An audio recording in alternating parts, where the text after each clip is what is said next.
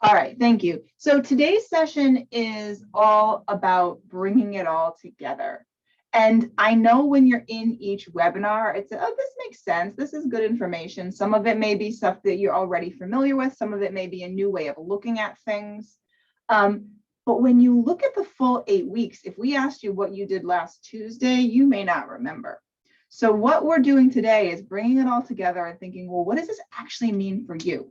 What are you going to do differently starting on Monday? What we recommend is that you don't try and put everything in place because it will feel overwhelming, but you just pick 1 or 2 things that you want to start doing and just start trying something, start practicing something, and then you can add on, you can layer on some of the new skills and techniques that you've gained here. So that's kind of the goal. So today is all about bringing it all together. Francesca yesterday asked you to bring a medium-sized problem. And so part of that is we're going to be workshopping with each other. I said in the beginning, there's a lot of expertise in this room. So we're going to be giving you the space to meet with your colleagues who by now you should know very well, and say, hey, here's a challenge that I'm facing. We don't want it to be the biggest challenge in the world that can't be fixed in a 5-10 minute period, but we also don't want it to be so task oriented that it's too easy. So picking that kind of medium-sized challenge, because hopefully when you walk away, you've also built a cohort or a network of peers, right? Where you can go to people in this room and have those experiences, say, hey, I'm really struggling with this direct report. What do you think I should do? Can we jump on a Zoom call and talk, or can we WhatsApp about this? Many of us are on LinkedIn. I encourage you all to network with each other so you have this, because sometimes it's easier to have these conversations with colleagues outside of your organization when it's truly a safe space than even with peers and colleagues within the organization. So that's kind of a benefit of these types of groups. Okay, what I'm going to do now is I'm going to take you on what I call a gallery tour. So Francesca's smiling because she knows that I love this part. If we were all in a room together, we would have flip charts that we've built together over the course of the 2 weeks. And we would have them taped all across the wall, and we would physically walk around the room and remind each other of what we've done. We can't do that, so I've built a virtual mural wall, and I'm going to share my screen and walk you through so far what we've done, and then we will take it from there. So let's do that. Okay, this is everything that we've done. Isn't it beautiful and colorful? Everything that we've done in the last 8 days. So let's zoom on in and get going. We first started talking last week thinking about what is your role? That's the most important thing. What is your role as a manager? What does it mean to be a manager? We talked about how there's so many different roles. Oftentimes you're wearing different hats at any given time. And what's important for you as a manager is to be deliberate and intentional about which hat you're wearing. Sometimes you're a coach, sometimes you're a leader, sometimes you're a role model, sometimes you just have to be the boss. And being intentional about that is important. At any given moment of time, you're going to be thinking about the activities, the skills, and the characteristics that you need to be a good manager. This is that job description that you have, remember? That's often not actually in our formal job description because we're just given the role, the title of manager without a ton of extra training or time. These are all of the things that you do on a daily basis, all of the skills that you need in order to be effective, and then the qualities or the characteristics to kind of build the trust and the relationships that you need to be a good manager. I can, as I talk, let me share this link with you for those of you who would like to follow along. Okay. And then we add on the layer of what's happening today in today's world. So it's not enough to just do all of these things well. We have to do it in the context of remote work and kind of the lens of being as inclusive and understanding our own biases as possible. So if you recall, we started to think about all of the different competencies that are particularly important in this world of remote or hybrid work. We need to have digital proficiency. We need to make sure that we're meeting our deliverables, we're getting the job done in a remote world, and we need to really be paying attention to the communication and culture of our teams. Now, in order to do that, we need to be thinking about how is it different in a hybrid world than it was in a non-hybrid and in-person world? What are the habits or the everyday behaviors that we need to put in place to start to make these things work? And then how do you set yourself up for success through the systems and processes that you create? I would recommend that you pull this and you do this with your team or your organization and think about what is the culture we want to build? How do we make remote work or hybrid work for us? So that's your role as a manager. And then we did a little bit of review and we did a check-in on how the course was working and how it was not. So that's your role as a manager. You're wearing different hats. You're doing a lot of different things. So we started to think about what that means. The very first thing is communication skills. It's going to underline everything that you do. Thinking about communication skills means, remember, regardless of everything else, you have to remember that you are responsible for both your intent and your impact, because sometimes they're different. Almost always we have good intent, but sometimes the impact doesn't always hit. Sometimes the impact isn't what we intended. Whether it is or not, we are responsible for that. So understanding that when you are a leader, you are communicating down, and when you are a direct report, you are communicating up. And that megaphone gramophone effect, right? Where communicating down can feel very directive and powerful. And what you say, even if it's just a suggestion, can come across as an order. And when you are communicating up, what you hear through that gramophone, you need to be really clear about what you're hearing and that you're not putting your own biases in to what you're hearing. The best way to mitigate that and to manage that is a combination of active listening and good regular feedback. So active listening, we're thinking about listening without responding. So really dialing back that noise in your head so you can just listen to what's actually being said without putting it through the filters of your own bias. Reflecting or repeating back what you heard to make sure that what you're hearing, the intent and the impact is matching.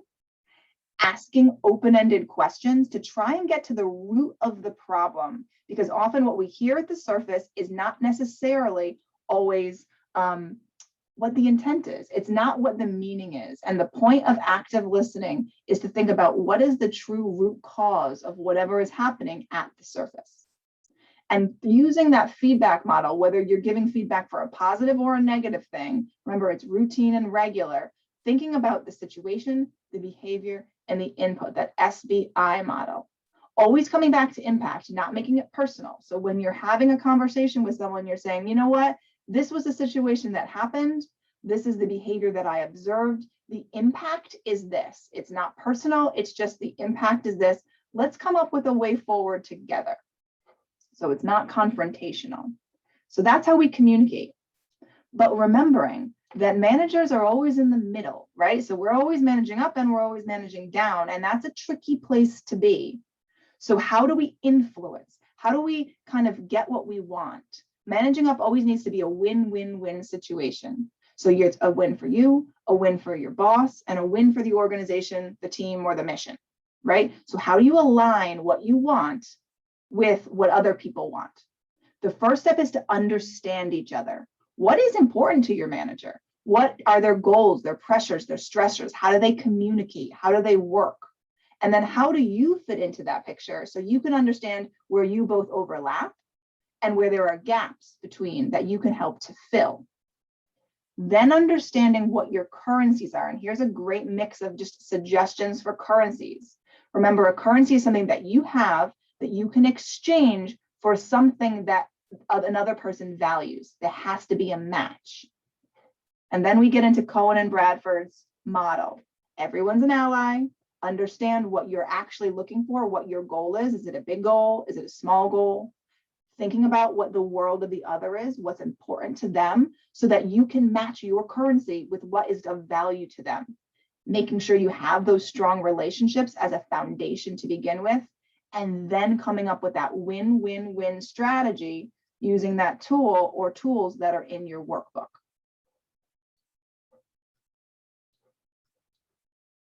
Then we're thinking about people, right? How do you manage people? At the individual level, this is what it looks like, right? You're doing some performance, you're thinking about what your goals are, you're coming up with what skills, performance, et cetera, that they need to do in order to achieve their goals. And then you're monitoring it, you're working together. So the basic framework looks like that. And every organization is going to have different tools and timeframes for how this works. Just like strong communication skills, just like making sure that we understand the importance of inclusivity, trust is one of those foundational pieces of management. You have to have relationships of trust or it's not going to work. And that's obviously even harder in a remote environment, especially with onboarding new staff, but it's still essential. So we just have to work a little bit harder and differently to get there. So knowing that there is actually a difference between affection and respect and true trust. You might get a lot of respect. People might really like you, but what you're aiming for is trust. And knowing that, and I'm sorry, we talked about delegation too. The do's and the don'ts of delegation. Knowing that when you're working with individuals, how you motivate each person is going to be different. And that people really aren't motivated in the long term by things like, honestly, money or the tangible things. What they're truly motivated about is recognition and feeling motivation and being excited and growing and being able to achieve things, right? Because at the end of the day, people just want to be seen. So when you're managing individuals, there are a few different frameworks you can use. This GROW framework to have the conversations with your direct reports. What do you want to achieve? Where are you now? What options do you have? How will you move forward? And then thinking about asking your direct reports, well, what is important to you? How do you want to grow? And how do you like to get feedback and recognition? Because some people like to be publicly praised, and some people that is their worst nightmare. So being able to make people feel that you truly understand and see them goes a long way when you're managing individuals.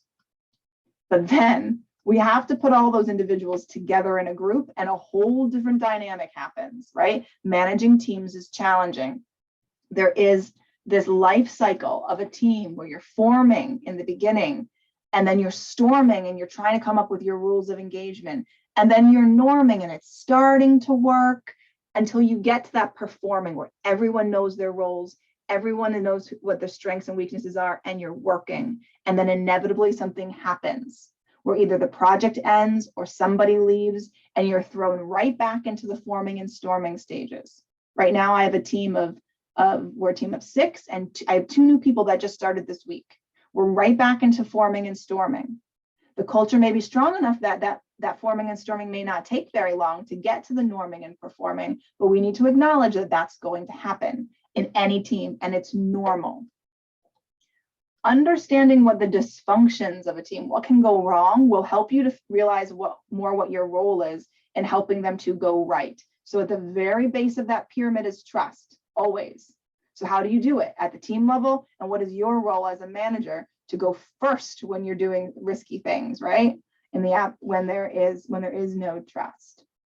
Conflict, commitment, encouraging commitment, promoting accountability, and then celebrating the wins, the small wins even, will do a lot to bring the team along. At both the individual level and the team level, your goal is to meet them where they're at and move them forward.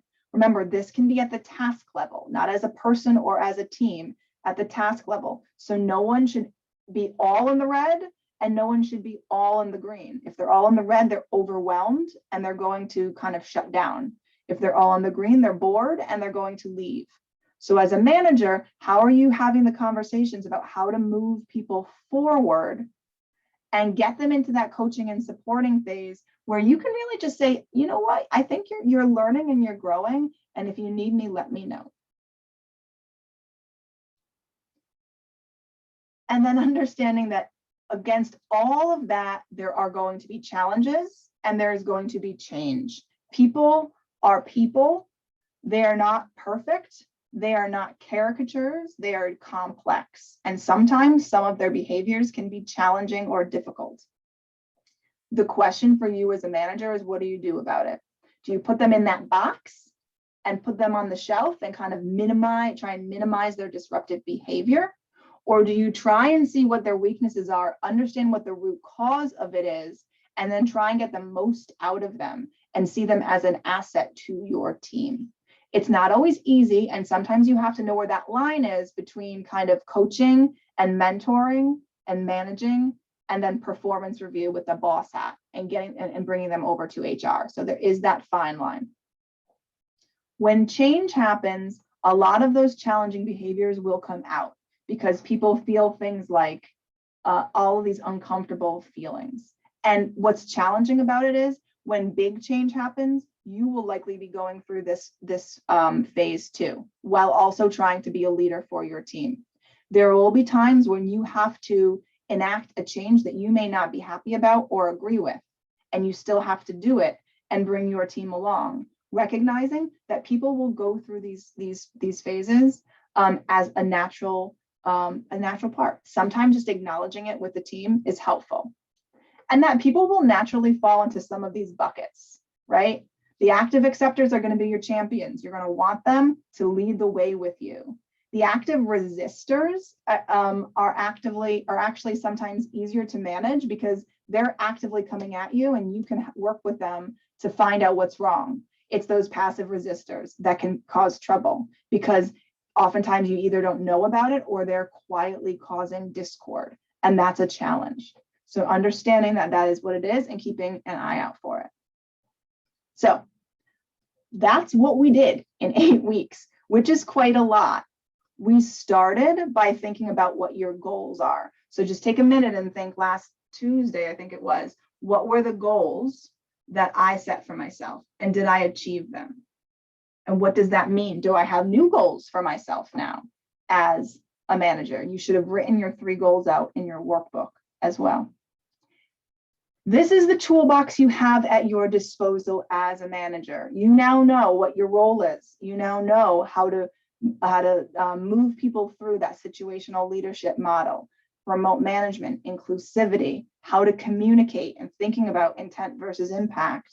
You understand how to manage up and create those win-win-win situations by understanding yourself and your boss and creating an influence strategy, how to actively listen, motivate your staff, and provide good and regular feedback. Understand the importance of trust, create good goals for your team while also delegating, and then thinking about how to grow your staff through professional development. You understand the stages of a team and how to bring your team through that and what it means to be an effective team. And then finally, understanding what are the different types of difficult people, how to see them and shift your own mindset to get the most out of them, and then bring folks through change. That's it. That's what we did in 8 days. So well done. Thank you for hanging in there with us. It is quite a lot. You now have the link so you can take a look at it in closer look. I'm going to stop sharing and see if there's any thoughts or feedback on that.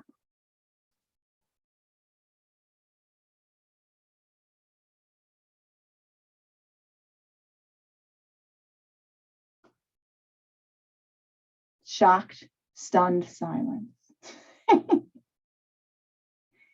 Here's the thing, it's kind of hard to digest it all and think about how do we put this all together. So what we're going to do is we're going to go back to the beginning. If you recall Jane's story, Jane was struggling as a manager. We're going to go back. She was struggling because she was transitioning from being a technical expert to a manager. She didn't really understand what her role was as a manager. She was having a hard time building trust with her staff. She couldn't really prioritize what her workload, and she was having some performance issues with her staff. So we're going to do your second to last activity. And here's what I want you to do. We're going to get you into groups of about 4 or 5. I'm going to give you a link to a Google document. You're going to think about how should Jane use the new management skills that you now have to address the challenges that she has. And I want you to come up with a plan for her. In the meantime, you could just be coming up with a plan for yourself. So take a think about that. Here is the Google link. It's going to take you to here. You're going to get into groups. And again, keep an eye on your group name. So if you're group 1, you can put your names in here, right? The instructions are right here. This is the toolbox that you have. I might have missed some, so this is not, you can think of other ones. And then what you're going to do is think about the challenges and think about, well, what tools could you use? Is it feedback? Is it performance management? What is it? And then what should she do? What are some tangible first steps that she could take? Okay, and you're going to have about 12 minutes to just, you don't need to get through all of them, but 12 minutes to discuss. And then there's the same, there's another worksheet for group 2, group 3, group 4. Questions? Just so you all know, the link that I put in, and I'll put it in one more time here, to the mural, which is where I did that gallery walk. You can have, it shouldn't go I don't think it goes anywhere. It should be there. If you have not used this tool before, it's a great tool for collaboration and meetings. I am a big fan of it and do almost everything in Mural myself and with teams. Basically anything you could do with a flip chart or a whiteboard, you can do with a team on Mural, and there are levels that are free. So I would highly recommend it. The same as what we've done with, you've seen us use Google a lot, right? Which is oftentimes free and people know how to use. So using Google Slides and using Google Documents for online collaboration are great tips and tools for you to use as a manager for your team. Humentum has done whole strategy, full organizational strategy work just using Mural. So it's very, very possible. And if you're interested in learning more about them, we have a facilitation skills course that teaches you how to use kind of all these things for meetings and for trainings. So that's just a little bit of an aside, but it's yours to keep and review. So tell me how that went. One of the benefits of using things like Google is, as a trainer for me and Francesca, we can see what you're doing. So we can kind of spy on you, the same as if we were walking around the room looking over to see how far you've got. And I can see that many of the teams have either had robust conversations and have started to write things down. So any kind of key thoughts that came out in your group about what Jane should do, and by extension, yourself or any other manager who's facing some of these challenges.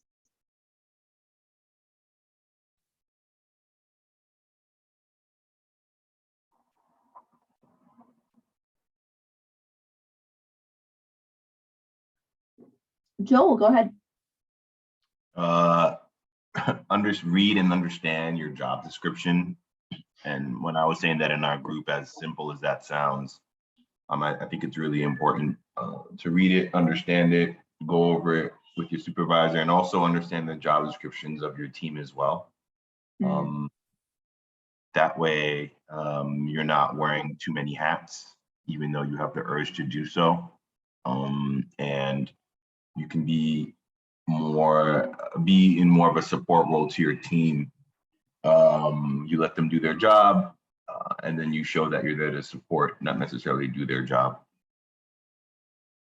Yeah, I think that's a great point. And because our jobs often take on a life of their own outside of the job description world, and that's an important conversation to have in and of itself. So understanding kind of what they're supposed to be doing and what they should be prioritizing. Yeah. Other thoughts or conversations, any insights?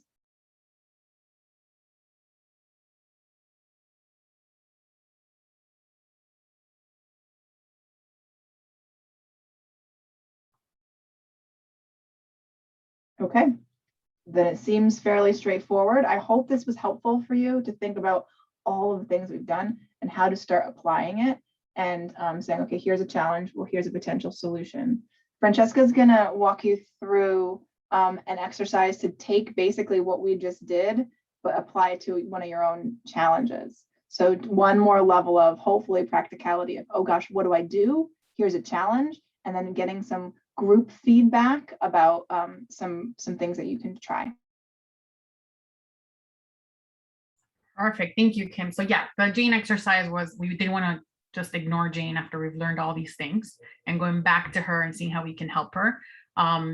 You know, I love what Joel said. It's sometimes we don't read the job description. We're excited, or our staff is excited about a promotion, right? Because it comes with, you know, more money or whatever the case may be, and they don't realize that they might not have all the skill sets. So yeah, very good feedback. I like that.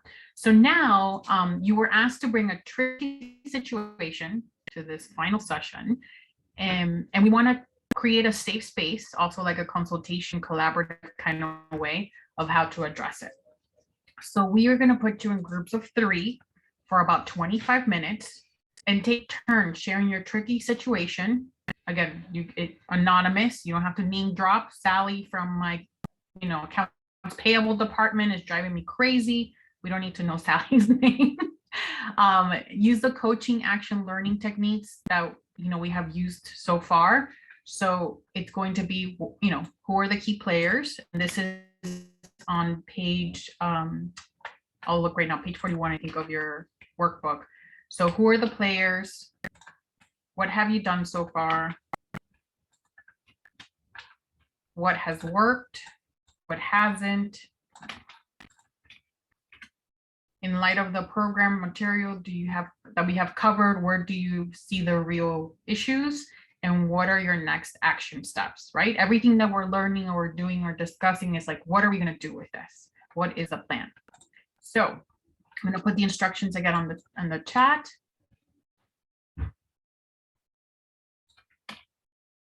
And you have 25 minutes to do this. Remember to keep focused on your intent and how your actions might land. That's very important. Okay. So any questions before we break out into groups? This is where we're all going to put it into practice now in real life situations. I'm excited for you. This is great. Hopefully this will answer and help you in a lot of ways. So Joyce, please take it away. Hi. Hello, everyone. Welcome back. So we wanted to see, how was that? How did it feel? Was it helpful? Hopefully you walked away with a lot of nuggets of information. Yes, no, maybe so. Good, I see some nods. Yeah, it's always good, like what Kim says, to have outside folks that might be going through the same thing that we are, or different, or have experienced something similar, to be part of our support system. So I do encourage that if you all want to share your contact information, you do so, because this is a larger network of individuals that could definitely be a resource and a support for us. Great. Does anybody want to share one other situations? We don't have to, if you feel like you talked about it enough, but for those of you that do want to share, or, you know, want to get more information or other opinions, definitely I want to give you the opportunity to do so. No hands up? All right. I know we're ready. It's Friday and the weekend for some of you. So one thing I do want to share, and I share my screen real quick, which is something we always talk about and struggle with, is this work-life balance, pressures of stress of just management, right?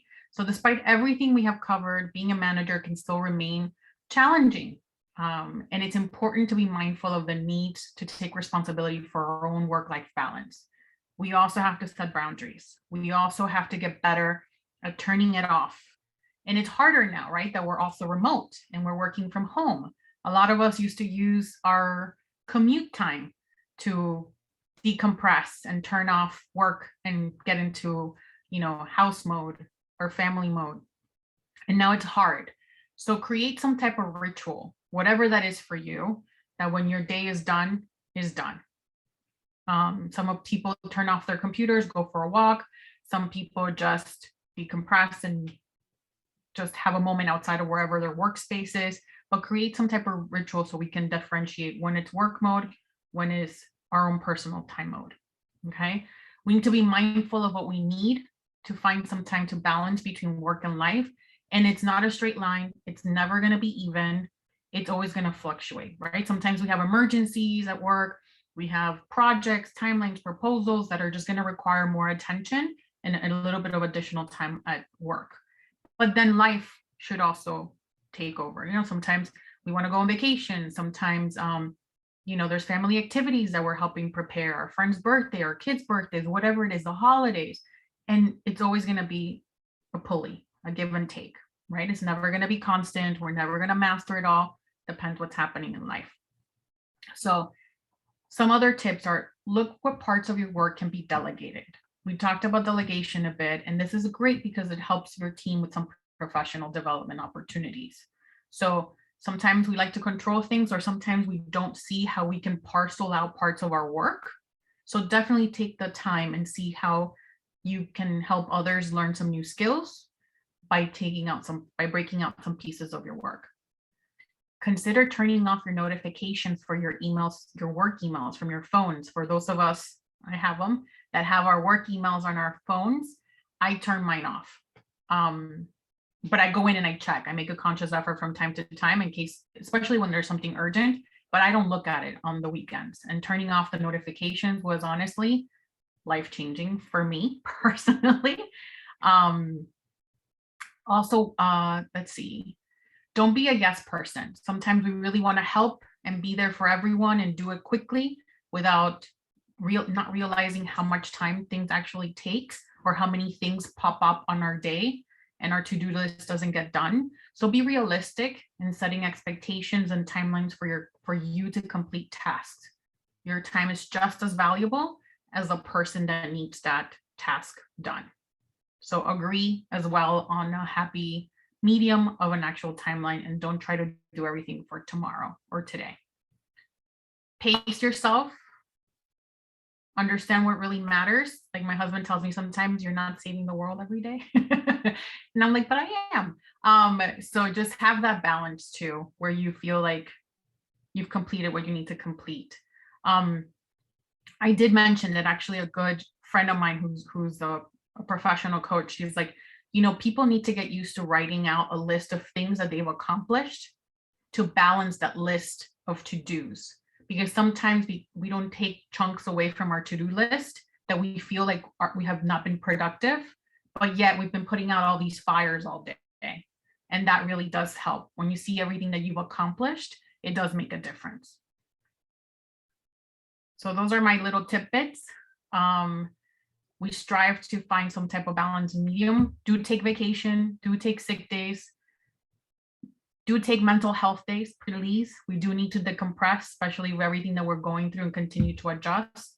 So taking care of yourself is very important. And then my other favorite quote is this Bruce Lee quote. It says, knowing is not enough, we must apply it, right? Willing is not enough, we must do. So which takes us to the next step of wrapping this all up. So now what do we do with everything we have learned, right? Sometimes this can all feel overwhelming, but no matter your position, there's always something you can do. Small changes can create momentum, which can make a big, big difference in our teams, in our organizations, and also just our life. We also have our own personal goals. We should always feel that we can create small changes. So if you were going to make a small change, just 15%, what would it be? What is within your power to control to make that change? And what can you do without more resources or as authority, right? Sometimes we want these big changes, but it's out of our control. We don't have the authority, or we don't have the resources. So, but what can we do within our 15% change to create some type of change for us? We have discussed a lot. We have reflected on some challenges that we're currently facing in our groups and our organizations. So process everything that we have talked about, decompress, let it all sink in over the weekend. And then throughout the week, carve out some time and use page 44 and 45 of the workbook to create 3 goals and your action plan of what are these changes that you're going to put in and implement for yourself, for your team, for your organization. Okay. And our recommendation is that you share those takeaways and action items with your manager, telling them, thank you for sending me to this course, investing our time and resources into my growth. Here are 3 things I want to work on. And this is what I need from you to support me. And give yourself a timeline. Let's not lose the momentum of this course to create that change. Don't let everything else take time and move you away from your goal of trying to put this everything that we've learned into action. So by next Friday, send the email. By the following Monday, send the email. Within the next week, you should definitely have your goals, somewhat of a plan, and have a conversation with your manager. Okay. I know it's a lot, and it's Friday, and it's evening for some of you, but this is the course. It's been an amazing pleasure to be with you as part of this journey, and definitely connect with each other and rely on each other to help you get through this. You're not alone. You're not alone. We've all been through it. We're going to keep going through it, but we're definitely here, and it's a network of folks. So I want to thank you all so much for allowing me to be part of this journey with you. It's been amazing. And, if you have any questions or thoughts, please, the floor is yours. Kim, anything else you want to say? No, just, yes, echo. Thank you, Francesca, and thank you, Joyce, for all of your background help.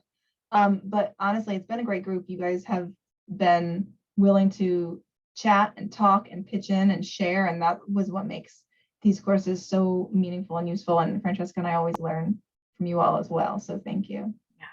Go forth and manage. Yes. So thank you all so much. I know some of you is already the weekend. Some of you, it's like past your dinner time. And some of us are still like midway through our Friday, which we can't wait for it to be over. So thank you all again. If you need anything, let us know. You will be getting an email with your certificate, so you can download it and print it, as well as to download all the slides that we've shared with you today. Please use your workbooks. They're a great resource. Go back into Curator, the platform. There's some tools under today's lesson and the one about teams. There's a bunch of different resources. Do take advantage of it. I think you have a week from today to still have access to everything. Okay.